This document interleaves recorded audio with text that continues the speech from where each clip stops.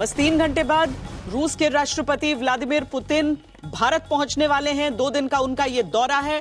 कल प्रधानमंत्री नरेंद्र मोदी से उनकी मुलाकात होगी, वार्ता होगी और उसके साथ ही लगभग 7 मंत्री हैं ऐसे जो रूस से व्लादिमीर पुतिन के साथ आ रहे हैं, यहां पर इस वार्ता में शामिल रहेंगे। भारत और रूस के बीच के रिश्ते और कितने प्रगाढ़, और इस समय में जब पूरी दुनिया देख रही है कि भारत अपनी तरफ से शांति के लिए क्या प्रयास कर सकता है, उस हिसाब से भी बेहद महत्वपूर्ण। लेकिन यहां चर्चा हम कर रहे हैं व्लादिमीर पुतिन के 4 साल बाद होने वाले भारत दौरे की। और सुमित, इसमें जब हम रूस की बात करते हैं, रूस के साथ भारत की जो डिफेंस साझेदारी की बात करते हैं, उन प्रोडक्शन फैसिलिटीज की बात करते हैं जो काफी हद तक यूक्रेन में भी मौजूद रही, उनकी सेना, उनकी जो डिफेंस एथिक्स, आर्मी से रिलेटेड वो सारी चीजों को देखते हुए और भारत जिन उपकरणों को यूज कर रहा है उनको देखते हुए, पुतिन अगर आते हैं और ब्रह्मोस एनजी या फिर आपका S-500, Su-57, इन चीजों की बात अगर होती है तो वो हमारी ताकत को कितना बढ़ा? देखिए, बिल्कुल श्वेता, आपने कहा कि 4 साल के बाद आ रहे हैं 2021 के बाद से अब तक। लेकिन श्वेता, समय के साथ साथ एक चीज भी बहुत बदली है, वह युद्ध के तरीके। अब युद्ध कन्वेंशनल वॉरफेयर नहीं रह गया कि हैवी आर्टिलरी, हैवी आप कह सकते हैं टैंक्स या दूसरे। अब चीज आ गई टेक्नोलॉजी की। आप छोटे ऑपरेशंस करते हैं, टैक्टिकल ऑपरेशन करते हैं और दुश्मन को नुकसान पहुंचाते हैं। दूसरा इंपॉर्टेंट बात ये अब है भारत के लिए, भारतीय सेनाओं की बात कर रहा हूं, ट्रांसफॉर्मेशन का एरा, यानी हम अपने आप को ट्रांसफॉर्म कर रहे हैं, टेक्नोलॉजी पे ज्यादा निर्भर कर रहे हैं, अपनी चीजों को इंप्रूव कर रहे हैं। और ऐसे में हमको ऐसा साझीदार चाहिए, ऐसा स्ट्रेटेजिक पार्टनर चाहिए जो हमारी हथियारों के साथ साथ, हथियार ठीक है हम किसी हमारे का भी है, लेकिन जो टेक्नोलॉजी ट्रांसफर के साथ हमें मदद कर सके। और रूस ऐसा एक पार्टनर है जिसके पास वो जो हम पर वो तरीके की रिस्ट्रिक्शंस नहीं रखता। हम अगर अपनी फैसिलिटी डेवलप करते हैं, हमारे पास SU आप कह सकते हैं 30 के कई ऐसे प्लेटफॉर्म्स हैं जिनको एनहांसमेंट भारत चाहता है कि उसमें लॉजिस्टिक्स का और एनहांसमेंट किया जा सके। आप बात कर रहे हैं अगर स्पेस की, आप बात कर लीजिए, रॉकेट इंजन की हम बात कर रहे हैं, रॉकेट इंजन DRDO डेवलप कर रहा है, लेकिन हम चाहते हैं कि उसमें और काम हमें करना है, तो उसमें रूस हमारी मदद कर सकता है। तो ऐसे हर सेक्टर के अंदर हमें रूस की जरूरत है।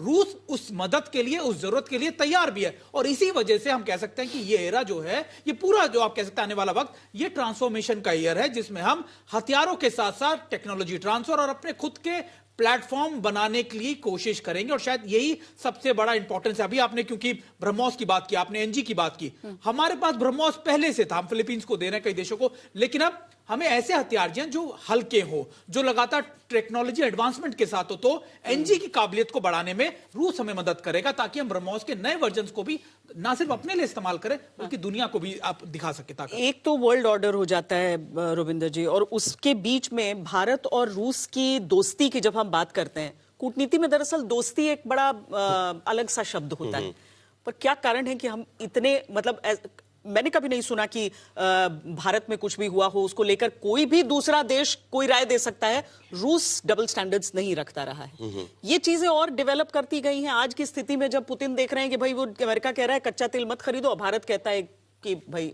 हमारे वो रिश्ते अलग हैं। S-400 कहता है मत खरीदो, हम कहते हैं कि नहीं हम लेंगे। नहीं, एब्सोल्युटली राइट। देखिए, हिस्टोरिकल हमारे रिश्ते हैं, सोशलिज्म का विचार था, और जब 70s की वॉर हुई, पाकिस्तान के तरफ अमेरिका आया, हमने TT साइन करी रशिया के साथ, तब से हमारे रिश्ते बहुत स्ट्रांग रहे। ऊंच नीच जो भी होता रहा, रशिया हमारे साथ हमेशा खड़ा रहा, वीटो कश्मीर के मुद्दे को लेकर UN सिक्योरिटी काउंसिल इत्यादि में, और डिफेंस ऑफ कोर्स। और पिछले 3 सालों में खास कर देखिए, यूक्रेन जो कॉन्फ्लिक्ट हुआ, इसमें भारत रशिया के साथ खड़ा रहा। टैरिफ्स की हमारे पे धमकी ही नहीं, टैरिफ हम पे थोपे गए, पर हम खड़े रहे। 50% टैरिफ हम दे रहे हैं इस समय। तो रशिया और पुतिन ये समझते हैं कि भारत ने खुद एक तरह से अपने का नुकसान लिया है हमने, right, to stand with Russia. But अब बात थोड़ी अलग हो गई है काफी, कि टैरिफ और सैंक्शन में मेरे ख्याल से दर्शकों को क्लियर कट डिफरेंस पता ही है। अब अमेरिका ने रशियन कंपनीज पे सैंक्शन लगा दिए हैं, 2 बड़ी, ल्यूकोइल, रोसनेफ्ट। तो उनसे अगर हमारी कंपनीज तेल लेंगी तो हमारी जो कंपनी तेल ले रही है उसकी इंटरनेशनल बैंकिंग बंद हो जाएगी। तो इसलिए अब हमारी कंपनियां तेल लेना कम कर देंगी और रशिया ये समझेगा कि भारत मेरे साथ पूरा खड़ा रहा। एक क्विक दूसरा पॉइंट मैं कहूंगा, देखिए हमारे हिस्टोरिकली रिश्ते जो है ना, defence, huge, nuclear. Ukraine war से पहले यही 2 हमारे थे। हमारा बायलैटरल ट्रेड करीब 10 से 15 बिलियन डॉलर था। चुनौती अब ये है, अभी तो तेल हो गया 50 बिलियन बढ़ के तो 65 हमारा बिलियन बायलैटरल है। हमारी चुनौती यह है, और मैं इससे उम्मीद करता हूं इस विजिट से, जो आप शुरू में कह रही थी कि रिश्ते स्प्रेड होंगे। जैसे आप कह रही है 7 मंत्री आ रहे हैं, क्यों आ रहे हैं अलग अलग? रशिया अलग एक पॉलिसी एजेंडा है कि रशिया भारत से माल ज्यादा इंपोर्ट करे, तो ये वाइडनिंग जो बैंडविड्थ की है हमारे ट्रेड की, इन्वेस्टमेंट्स की, यहां पर वहां पर टेक्नोलॉजी ट्रांसफर की, एग्रीकल्चर में, मेडिकल में, फार्मास्यूटिकल्स में, उस सबको बढ़ाना है, और ऑल्सो फाइनेंशियल पेमेंट्स के सिस्टम को स्मूदन आउट करना है। तो मेरी उम्मीद ये होगी इस दौरे में, yes major upgrade as general Dayal said, ऐसा आप कह रही हैं, अपग्रेड्स हैं डिफेंस में, कुछ नए डिस्कशंस हैं डिफेंस में, ओके, बट उनके अलावा ओके न्यूक्लियर में है, yes small modular reactors flexible वाले, स्पेस में कुछ होगा, बट वाइडन होना चाहिए इस रिश्ते को, ताकि हम आगे देखिए रशिया अदरवाइज चाइना पे डिपेंड होता जा रहा है। चाइना ने रशिया के अंदर सारी मार्केट ले ली है, कार्स की, फैक्ट्रीज की, कपड़ों की, जो आप मानिए वहां पर वॉशिंग मशीन्स वगैरह। अगर हम और रशिया के रिश्ते स्ट्रेंथन वाइडन नहीं हुए, केवल डिफेंस तक सीमित रह गए, तो चाइना रशिया पे और हावी होता जाएगा, या रशिया चाइना पे डिपेंडेंट होगा। रशिया भी चाहता है चाइना के उतना ज्यादा हुक में ना रहे, तो रशिया का इंटरेस्ट, तभी तो रशिया कह रहा है इंडिया को कि आपकी कंपनीज एक्सपोर्ट करें, हम उनका इंपोर्ट बढ़ाने का पूरा प्रयास करेंगे। ये जो फोरम हो रहा है, सीईओस फोरम, इसमें एक बहुत बड़ा फोकस ये है कि how can Russia increase imports from India. Professor Joshi, एक तो दो देशों के संबंध, दूसरा दो नेताओं के संबंध, क्योंकि जब वाजपेयी जी भी गए थे मॉस्को, तब 2001 में नरेंद्र मोदी उनके साथ गए थे, उस डेलीगेशन का हिस्सा होकर गए थे। इतना पुराना रिश्ता ये अगर जाता है तो जाहिर है कि वो रिश्ता उस कूटनीति में भी नजर आएगा। निश्चित तौर पर श्वेता, हम एक चीज को समझें, किसी भी देश की जो विदेश नीति होती है उसको संचालित करने के लिए हम कूटनीति की सहायता लेते हैं।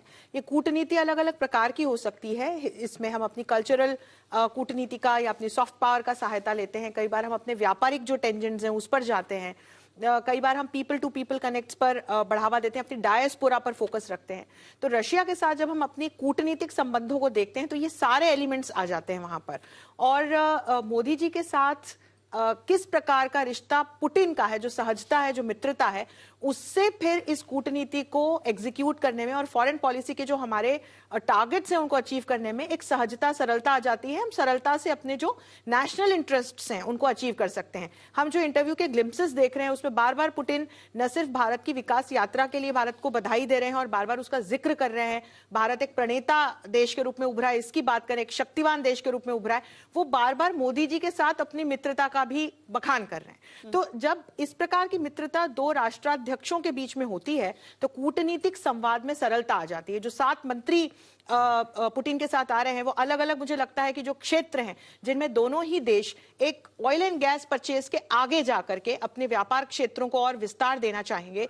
स्पेस कोलैबोरेशन को लेकर के मुझे लगता है कि कुछ बड़ी बात हो सकती है, या जो हम इंफ्रास्ट्रक्चरल डेवलपमेंट की बात कर रहे हैं, जो ये नॉर्थ साउथ गलियारे की बात कर रहे हैं, चेन्नई व्लादिवोस्टोक जो हमारे गलियारे की बात हो रही है, एक मैरीटाइम रूट डेवलप करने की हम बात कर रहे हैं, तो ये सब कैसे होगी श्वेता? जब दोनों तरफ से सहजता होगी, मित्रता का भाव होगा, आपस में विश्वास बढ़ेगा, और जब विश्वास बढ़ेगा तब इस तरह के जो ये एम्बिशियस हमारे प्रोजेक्ट्स हैं या जो हम काम करने की सोच रहे हैं फिर इसको हम पूरा कर पाएंगे। जनरल कुलकर्णी, चूंकि आपने कई युद्ध देखे, कई युद्ध लड़े हैं भारत के लिए, जब एक युद्ध लड़ा जाता है उस समय कई आवश्यकताएं कई समय पर बन जाती हैं।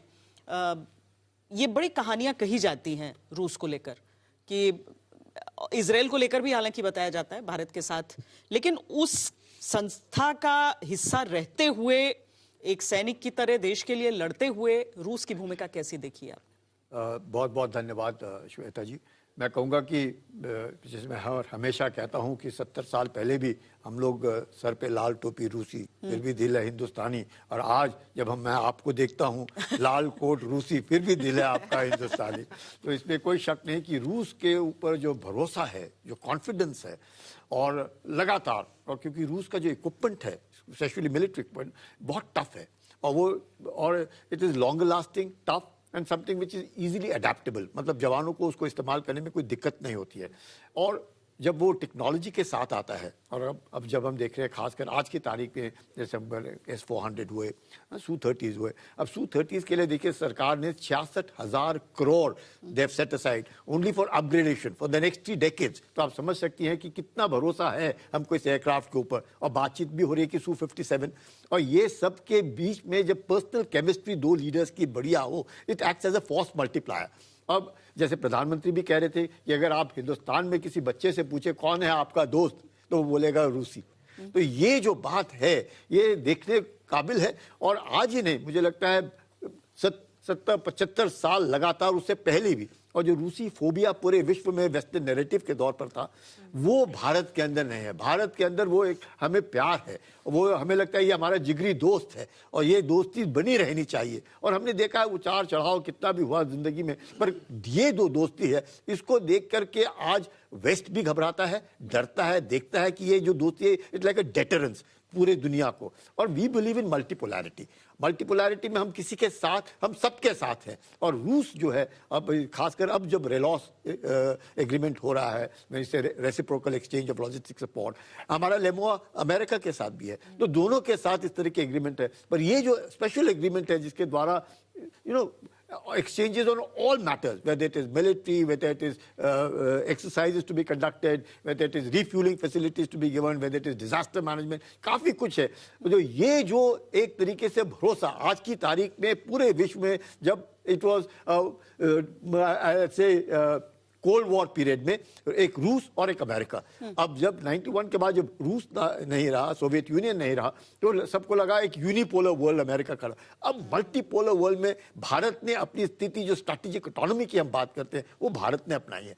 अब रूस को भी पुतिन कहां से कहां ले गए। $1700 पर कैपिटा इनकम जब उन्होंने कमान संभाली 2001 में, और आज की तारीख में $17,000 पर कैपिटा इनकम रूस का है। तो ऑब्वियसली उनकी पॉपुलैरिटी रूस में भी जबरदस्त है, पकड़ जबरदस्त है। वहां पे जिस प्रकार से सोशल सिक्योरिटी हर लोगों को दी जाती, वो पकड़ है। तो कितना भी हो जाए विश्व में, अभी वहां पे जिस प्रकार से अपने दोनों हैं, तो आप देखती हैं कि वहां पर आपको लगेगा भी नहीं कि इतना बड़ा युद्ध हो रहा है, क्योंकि वेस्टर्न नैरेटिव जो है वो ऐसे दिखा रहा है कि रूस is on the back foot. कुछ नहीं, रूस is on the front foot. और आज आपको क्या लगता है यूक्रेन लड़ रहा है? यूक्रेन नहीं लड़ रहा है, यूक्रेन तो मखौटा है। यूक्रेन के पास क्या है आज की तारीख में? कुछ भी नहीं है, सब कुछ यूएस दे रहा है। और नेटो जब हम बात करते हैं, 32 देशों में 65% का कंट्रीब्यूशन नेटो में सिर्फ अमेरिका का है, तो अमेरिका ही सब कुछ दे रहा है। तो आप देखते हैं कि रूस जो है आज की तारीख में फ्रंट फुट पे होने के नाते, और कहीं न कहीं